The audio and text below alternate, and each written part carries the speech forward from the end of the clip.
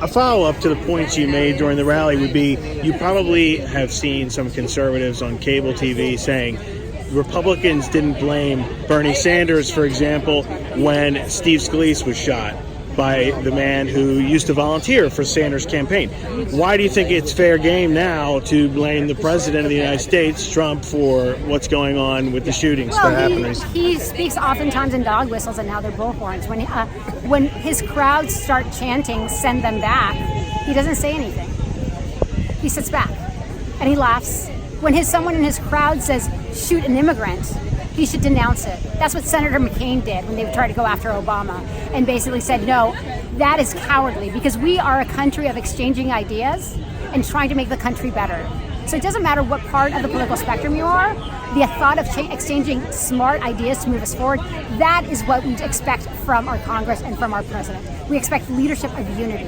But right now he only speaks to one swath of Americans, and that is not an equal number of Americans.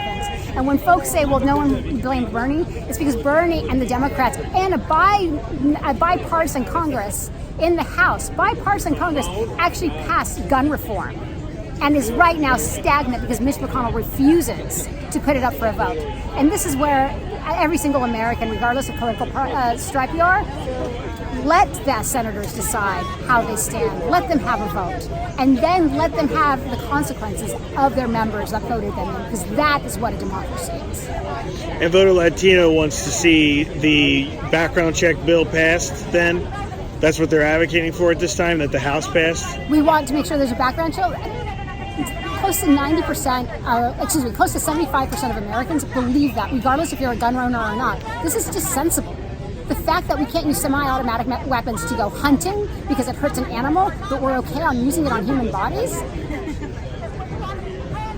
there's no excuse. And this is not about party. This is how do we create a safe society for our country. And we should not be beholden from the NRA leadership, because NRA members believe in this legislation too.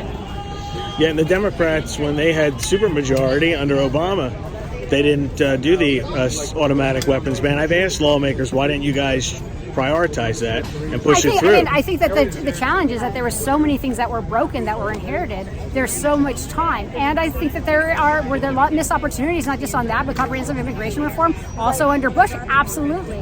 But we never expected an extreme individual that does not believe Republican or Democrat, but only holds himself accountable to himself and his autocracy, to ever sit in the Oval Office. And so it's time for Americans as patriots to unify. And let's get back to actually having ideological discussions. Let's go back to talking about policy. Let's go back about how we fix our country. Those are good conversations to have. But inciting hate, making people feel in danger, and not denouncing it what it is, that's unacceptable, and that's cowardly. And that is not who the American people are. And the last one for you would be, you've also probably heard Republicans say, if a liberal activist, for example, is supporting gun control, but they're at the same time supporting abortion rights, should they be advocating for protecting all life, including opposing abortion rights? This is really what I find. This is what I find very interesting about the Republican Party, is that they basically say, "Take your hands off my guns," but I'm okay in legislating a woman's right to choose. That's unacceptable.